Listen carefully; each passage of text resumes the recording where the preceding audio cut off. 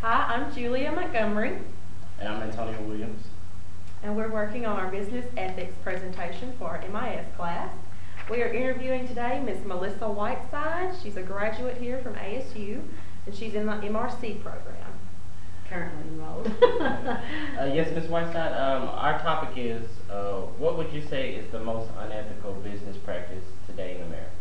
Well, as you and I both know, the unethical business practice of all the oil companies that are price gouging the American people, and I had you pull something up from C-SPAN. I saw the other day they had a meeting, Exxon Mobil, Shell, Chevron, Phillips, Conoco made over together $123 billion. Right. And all these oil tycoons, all these. right. And to me, if they are going to price gouge us, there's a law against that. And I had you pull up something Yes. called the Is it the Sherman? Sherman Antitrust Act of 18 what year was it? 1890. 1890. And as you know, throughout the history of that, they've used that when a company, a monopoly, has been established by corporations, people, Mm-hmm.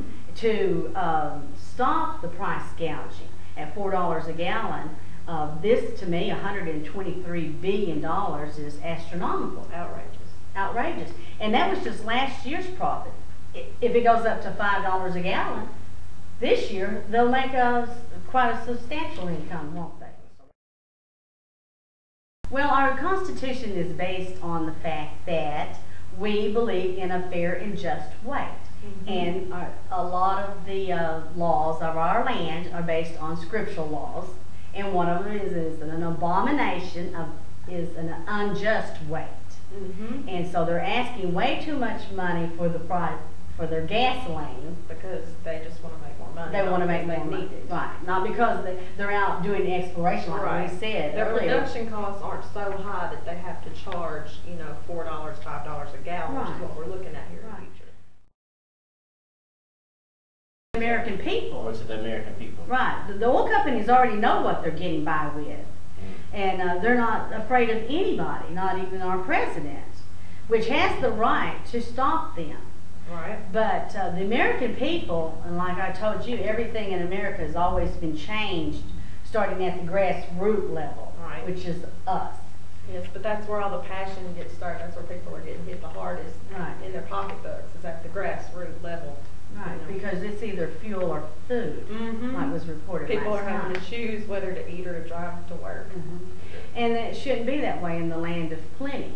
We don't base our money on almighty. The dollar's not backed by anything but our faith in it. Mm-hmm. And as people of the United States, we are not going to stand by and take this much longer. I'm not. No. I mean, we can get a motorcycle, right? But I can't go shopping on a motorcycle, but I can stop buying things, Right. I don't have to have clothes. I've got a closet. Well, I've got 3 closets. But we have to have food. And, of course, summer's coming and you can grow your own food. In America, we do a lot of canning. Back years ago, we did a lot of canning. Mm-hmm. But here's the way that we can get to the gas companies is hit them in the pocketbook where they've hit us. Exactly. We're talking how many people in America? Over 300 million, divided into the 123 billion. You sign this petition, it goes to the Supreme Court, and we use this Anti-Sherman Trust Act Mm-hmm. that's been established to stop monopolies like Right. what we've got going.